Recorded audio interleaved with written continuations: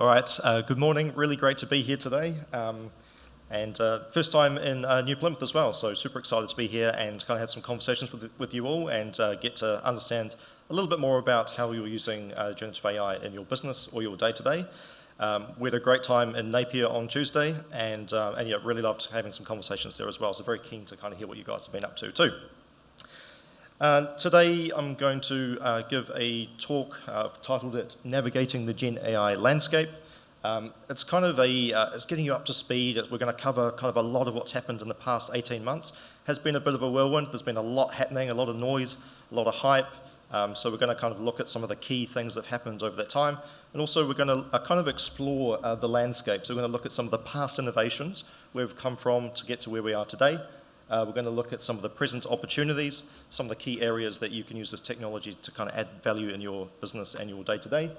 And then finally, we'll take a look at some future horizons, where some of this technology might be going, and some of my own predictions of where this is going, which are probably going to be completely wrong, but we'll find out. Click it. So some quick introductions. My name is Josh, and I have a background in software development, and the last couple of years I've been working in the consultancy and sales space. So I work for CustomD. We are a software delivery partner based in Christchurch. That's our HQ, but we have boots on the ground in Auckland and in Sydney. Team of 22, been in business for 20 years, and we are an AWS Advanced Tier partner. I'm really proud to be part of the Roadshow as a gold sponsor. In terms of kind of what we do and where we excel, three kind of main areas. So obviously software development, AI solutions and consultation, and a lot of cloud infrastructure, predominantly on AWS. We kind of operate from that mid-market space and up, and a lot of kind of deep expertise in that fintech and insurtech space. So if you're doing anything, want to do anything in those areas, come have a chat. Right, trivia time. I've decided to ask my friend Claude to put together 2 bits of trivia for each Roadshow event. So funnily enough, I did that using AI, but then I wrote it down on paper, so not quite up with the times yet. So the first question I've got, and you're probably not going to get this because it's very, very exact, so we might have to go who gets kind of closest to it. But it's how much did the first AI-generated art piece sell for in 2018? Do we have any guesses? I'll give you a clue. It's more than 200,000 and less than 1 million. 750 grand. Lower.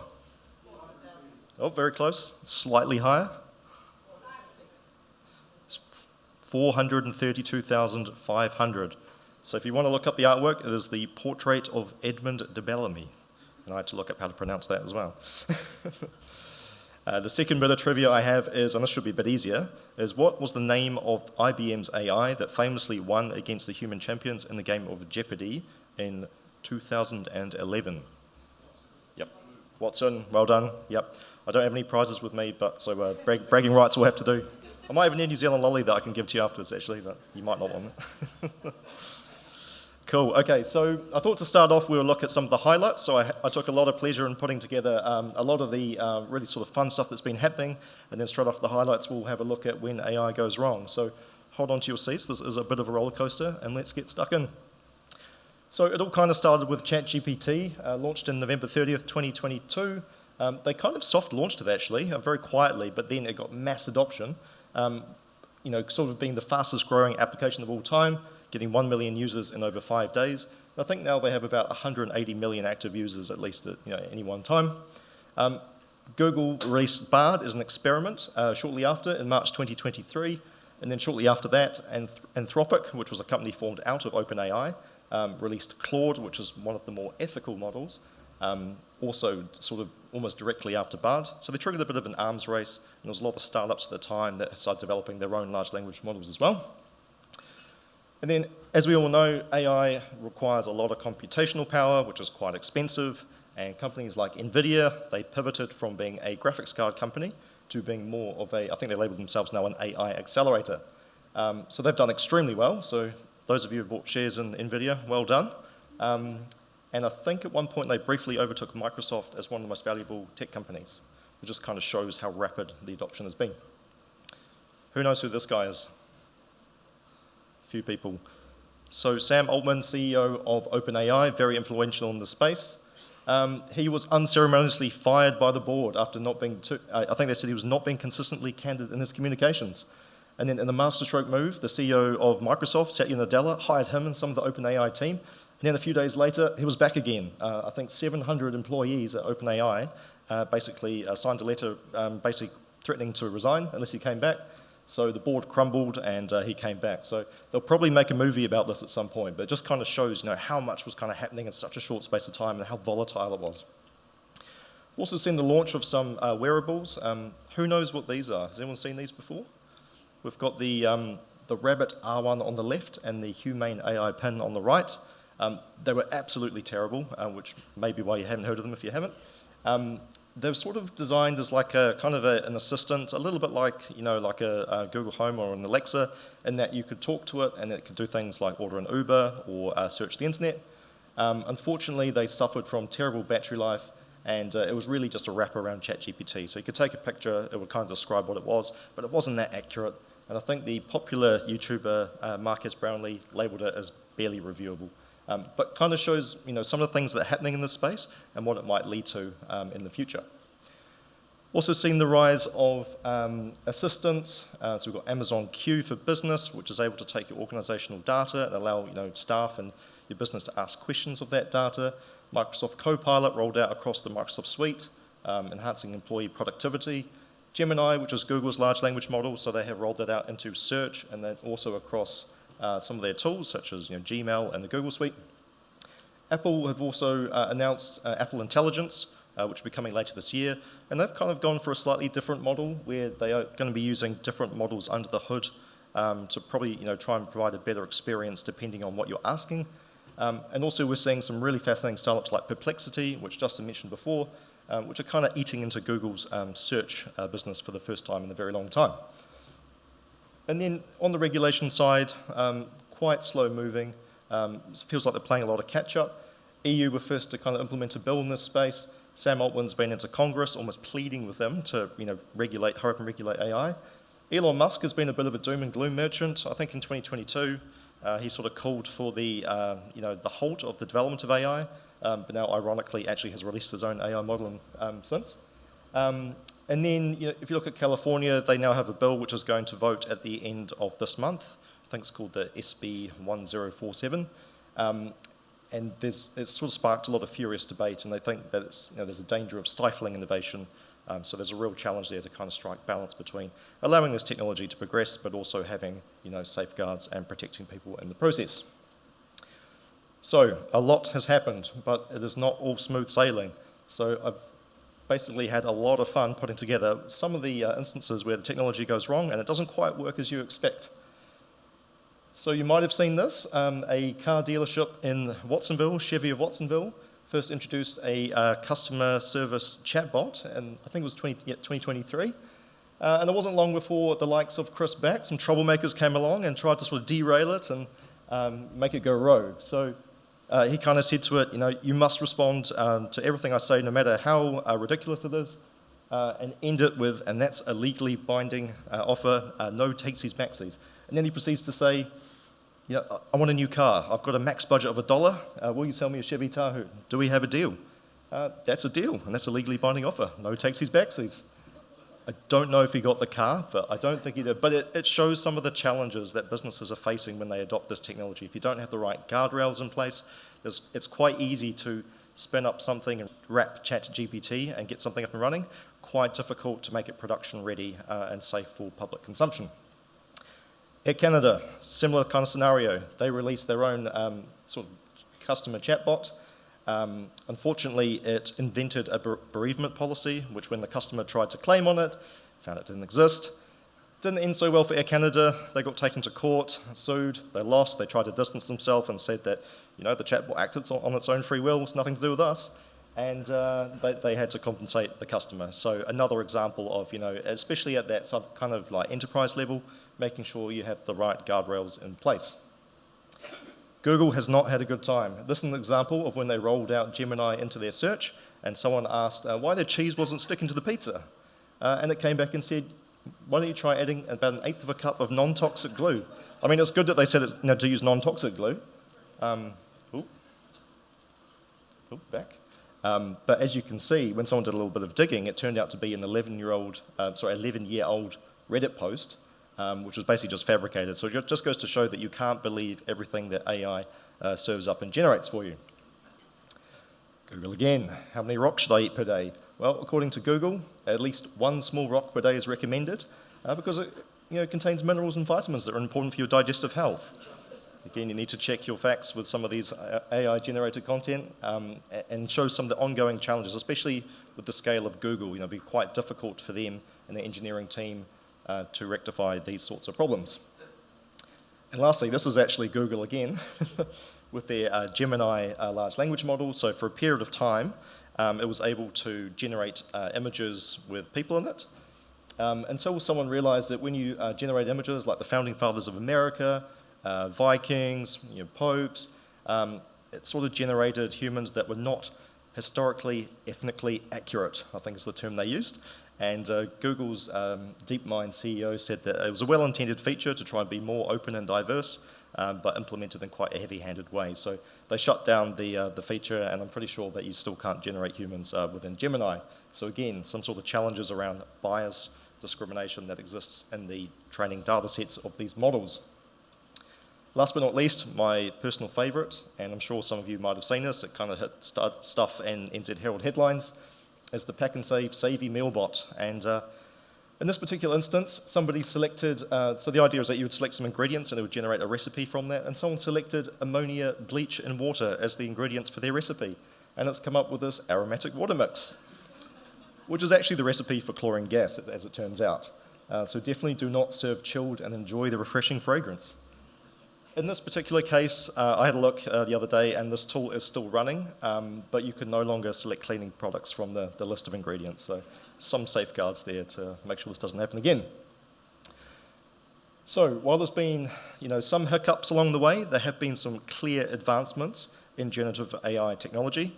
And I thought the best way to kind of highlight this was to put together a little 2-minute video that showed you some of the real kind of big impactful advancements that have happened during this time. Hey, Figure One, what do you see right now? I see a red apple on a plate in the center of the table, a drying rack with cups and a plate, and you standing nearby with your hand on the table. Great, can I have something to eat? Sure thing.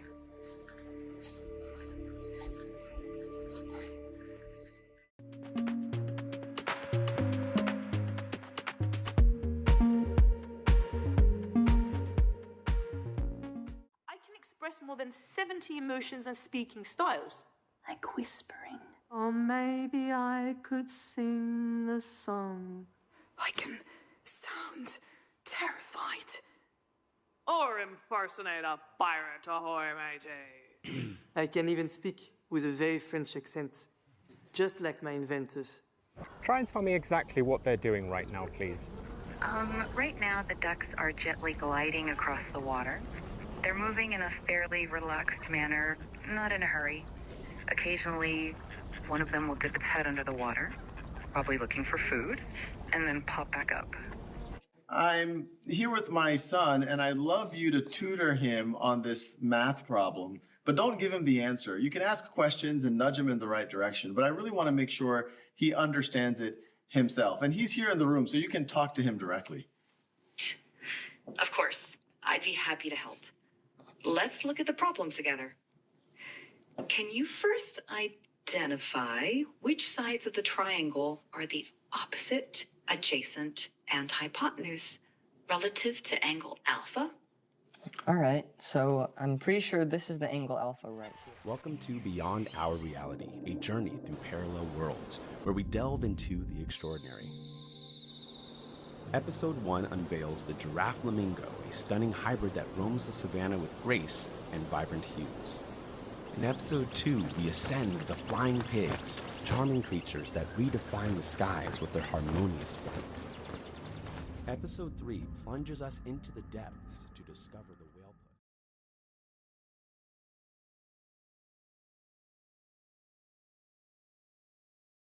puss. That horsefly is absolutely terrifying. I do not like it. The whale puss is kind of cool though. But to sort of recap some of the bits and pieces you saw in that video, this is Figure 1. Figure is a French startup producing humanoid robots. And their kind of mission is to actually start replacing humans in the actual workforce. So they are trialing Figure 1 in BMW plants at the moment, helping build cars. And actually, it's moving so fast that Figure 2 was actually released a couple of days ago, so I haven't quite had time to update my slides. But when I made this, Figure 1 was the most current. It's using an openai integration, so speech-to-speech reasoning. So when you talk to it, the large language model is able to convert that into actions that it's, motors, and then the control of the robot can complete, the task that you've given it. On the bottom right, we've got Tesla's Optimus, which is quite similar. And I think Elon's kind of mission there is to get domestic robots into households within sort of about 7 years. So not very far away at all. And to recap some of these, the top left, we've got Khan Academy using OpenAI's new GPT-4o model, which has advanced multimodal capabilities. So you're able to kind of interact with video, text, audio, and it's really, really incredible. So in this case, using it as a tutor, it's able to interpret the screen, and this kind of shows what could actually happen to our classrooms over the next few years with the rise of sort of personalized tutors. We've got down the bottom left, someone with vision impairment being able to use, again, GPT-4o to explore the surrounding world around them, just using the camera in real time. The top right is an interesting startup called Qtai, again, out of France. They have created a really advanced voice model, which allows you to clone a human voice, change accents, and you can see that this sort of technology is going to come into our call centers, customer support, and I think this is going to happen quite rapidly. And finally, on the bottom right, this is an example of Sora. I don't really know what to call this creature. It's like a rabbidillo or something like that. But this is, just to mention this before, this is text to video, so you can basically describe the video output that you would like, and then it will go and generate it. This will be released to the public later this year, so it's still coming. And Meta, a couple of weeks ago, released an AI Studio, and what this allows you to do is, as a content creator, you can create a virtual representation of yourself. It knows about you, it's trained on your messages and your history, and the idea is that your audience and your followers can engage and actually talk to this virtual representation of yourself. Which sounds kind of scary, but the kind of silver lining here is that Meta is committed to open sourcing this technology, so other companies will be able to develop other products from this, which will make it accessible, and being open source, it means people can vet it and make sure that there's no kind of nasty stuff happening in there. But again, I think this is going to change customer service, and you might be able to do virtual sales meetings, all from a virtual representation of yourself. And finally, this kind of graphic shows the explosion in generative AI apps that have happened over the past 18 months. It's kind of reminiscent of when cloud first kind of hit the scene. Everything sort of became cloud-powered, it's in the cloud. A little bit too with blockchain, and we're seeing that a lot now with AI. Everything is AI-powered. There's a lot of startups that are wrapping ChatGPT, which may disappear over the next couple of years, but it just goes to show how much activity and progression has happened in the space over the last 18 months. So before we look at the current opportunities and where you can leverage this technology within your business and day-to-day to get value, we'll have a quick look at some of the past innovations and how we got here today. So this is our sort of timeline to generative AI, and you can loosely break that down into 4 technological eras, being the compute, dawn of the internet, mobile, cloud, and social, and then finally generative AI boom. Some interesting things happened along the way. So about 1950, Alan Turing coined the term machine intelligence. He's sort of referred to the godfather of AI, traditional AI. During the sort of 70s and 80s, we're waiting for hardware to catch up, compute to catch up, so it was a bit of a winter, not too much activity happened. There's some very, very large companies and research institutes that were playing around with the technology. And in the 90s, we sort of had the Google PageRank algorithm come in the mid-90s, and Amazon with their product recommendation system towards the end of the 90s. And then entering the 2000s, especially towards the end and the advent of the iPhone, social media, cloud, we started to see some of the first more interactive chatbots from companies such as Zendesk and Intercom, right up until today. And it kind of shows that we are at the dawn of a whole new technological era, and there's a whole load of opportunity that lies ahead. If we look briefly at the state of AI adoption, last year was sort of widely touted as the year of the POC, or the proof of concept. A lot of people were sort of trying the technology, seeing where it works, where it doesn't, where the limitations are. And this year, it's all about the implementation. So you see more advanced existing products now integrating generative AI technology in a more meaningful way, in a more useful way, instead of just being a chatbot, something to that effect. And in Asia Pacific, I pulled up some quick stats on this, and surprisingly, the kind of areas that have the most adoption are government, finance, IT, and retail. So finance, using it for things like fraud detection, back office automation, IT, developer efficiency, prototyping, government, sort of driving down the cost of service delivery, and in retail, it's all about sort of the personalization, so product recommendations and personalization and customer experience. Right, if we look at some of these present opportunities and where the value lies, I've sort of broken this down into 4 main areas, with the first one being content creation. So a lot of you will be quite familiar with this, I suspect. So quite a common use case, creating articles and publications using tools like ChatGPT, Claude, Gemini. This is very accessible. Social media and email clients and things like that now have AI assistants. You've probably seen it on LinkedIn where it can generate posts for you.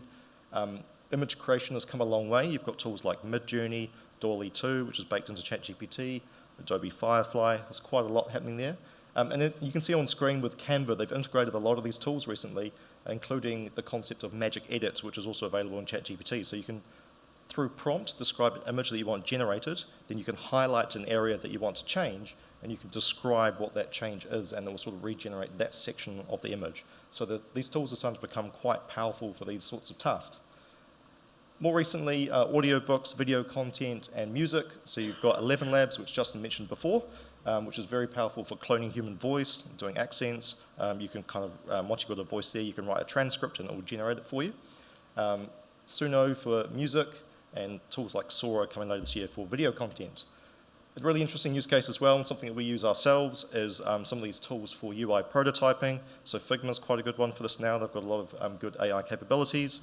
But also, I've got friends in the creative industry that are rapidly sort of prototyping and ideating ideas using these tools, and then showing it to their clients, and then once they've kind of found something that they want to pursue, they can then go down that track. So it saves them a lot of time and energy having to do that from scratch. They can just put some ideas down to a prompt, and then it generates some prototypes.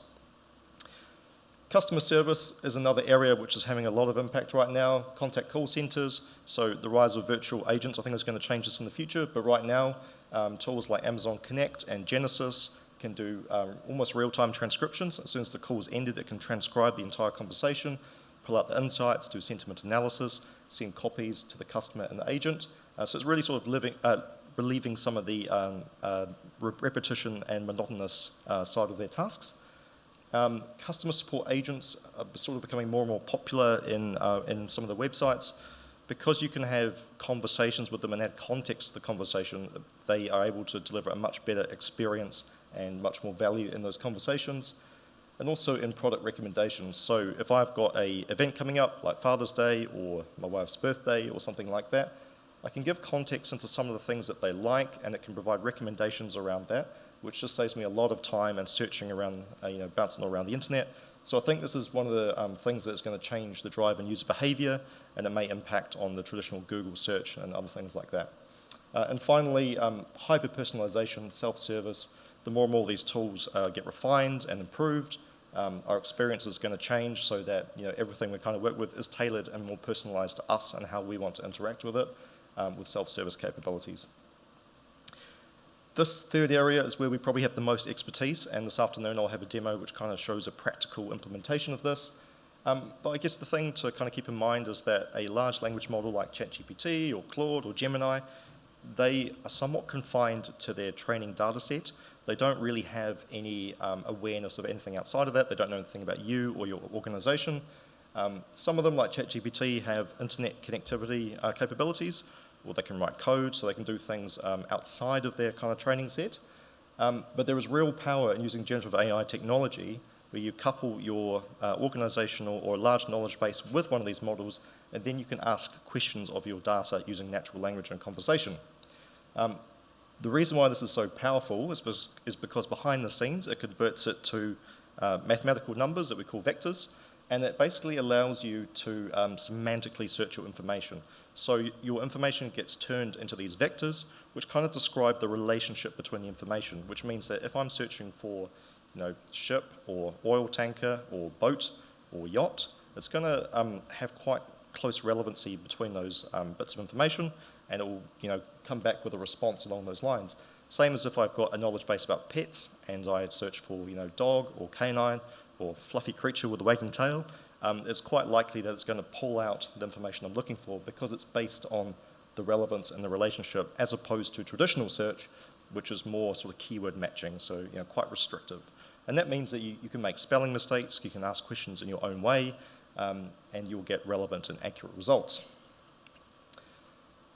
This is kind of a graphic showing that sort of workflow. So I can ask a question, pulls out of the knowledge base, goes to a large language model that turns it into a response, and then as a user, that's what I see output on the text. So the technical term is RAG, which stands for Retrieval Augmented Generation, and we'll cover some of that this afternoon. And lastly, the rise of the AI agents. It sounds quite sinister, doesn't it? Who knows what an AI agent is, loosely speaking? Oh, Julie, our CEO, does down the back. An AI agent is really a large language model like ChatGPT that's been given a set of instructions, and it can go off autonomously and complete a task. So very, very useful for complex problems, completing workflows, especially where there's multiple steps and you might need different points of view or different instructions to best complete that task. So a good kind of example of this, a really basic one, is writing an essay. So you might have an agent that goes off and creates the outline of the essay. You might have another agent that goes off and does some research, bringing it back each time. You've got another agent that goes off and does a first draft, another agent that goes and critiques that, and at the end, an agent that goes and fact checks it all, and then an agent that can kind of pull all of that together and generate the final essay. And a more practical example of this might be, as a product company, you might need to do some market research, do some pricing, create some proof of concept designs, and you can use agents to do all of these individual steps, bring all that information back together, evaluate, explore different ideas, and then come back with a final solution, saving you lots of time and hopefully money in the process. So we've covered a lot. We've looked at past innovations, current opportunities. So now we'll look at some of the future horizons and where we are headed with this technology. The first kind of question to answer is GenAI coming for our jobs? And at this point in time, we think not really. It's not actually magic or conscious or sentient, or even really that intelligent. Large language models, behind the scenes, they're just prediction models. When they're generating a response or an output, each word it generates in that response is really just a prediction of what the most likely next word is. So it's nothing really to be too scared of or afraid of. It just has the appearance of being intelligent because of the way it works. We kind of view it as more of a human enhancement tool at the moment. And as I said before, it takes a lot of effort to make it production ready. Quite easy to get something off the ground to play with, but a lot of effort to sort of deploy it production ready in a safe and secure way. So these are some of our future predictions. Domestic robots in households within 10 years. I took Elon's prediction of 7 years and gave him a little bit extra because we know he doesn't often stick to his timelines. Shift in user behavior. So it's kind of illustrating the agentic workflows. I think the shift in user behavior is going to be moving more away from, say, Google search to interacting with an agent. It might be asking about a product, or it might be giving them complex tasks or instructions. And it might take minutes or months for that to complete, but I think that is going to be something that we'll just get used to, and that'll be the expectation. And we'll have agents talking to other agents, company agents talking to other company agents, and it's going to completely change how we sort of expect applications and technology to work. The third one is custom large language models for business. So JP Morgan is a big bank that's currently doing this in the space, so they've created their own model that their customers and their internal staff can use. But as the technology performance increases and the cost of creating it goes down, we really think that businesses will be able to create their own large language models, which will let them do things like produce training materials or talk to customers, and there's lots and lots of other possibilities. So we're not quite there yet in terms of that kind of cost and performance ratio, but I think that will happen soon. There will be some redistribution of some jobs. I think that's inevitable, but I think at the moment it will be a human enhancement tool, so taking away some of that repetition, some of that monotony, and hopefully making jobs more enjoyable and more productive, more efficient. But in the future, there probably will be some redistribution of jobs as the technology advances. Second to last is personalized everything. So I think we'll start to see this in media first. So I might, or some web applications. But if you think about it, if I'm watching a particular Netflix show or listening to a Spotify podcast, the Netflix show I watch or the podcast that I listen to might not be the same as what you listen to or you watch. You know, I might be into thrillers, you might be into more of like a rom-com sort of thing. And this will change in real time and be personalized and tailored to each of our preferences. And the last one is this concept of world-class education for all. So having an AI tutor that is available 24/7, knows about everything, never gets tired, knows exactly how you like to learn, really, really cheap or almost free and deployed anywhere. I think that's quite a powerful thing to think about. And how will this impact our classrooms of the future? Will kids sort of be off to the side with their headphones on, just interacting with an agent, or will they do that at home and the teacher is still relevant? So lots of really interesting things to think about and how that might impact our education system. And lots of challenges to face as well. Just to mention some of them this morning, things like deepfakes, how can you trust the media, bias in training sets, discrimination, lots and lots of things to think about and lots of challenges that will come up over this time. So on reflection, to kind of wrap all of that up, I kind of want to leave you with this. If this is where we've been, from computers that fill rooms to home computers, to moon landings, to the first cell phones, and this is where we are now, robots, SpaceX, all these large language models and generative AI technology, Neuralink, so brain-computer interfaces. What lies ahead for you? How will you generate your future? Thank you very much.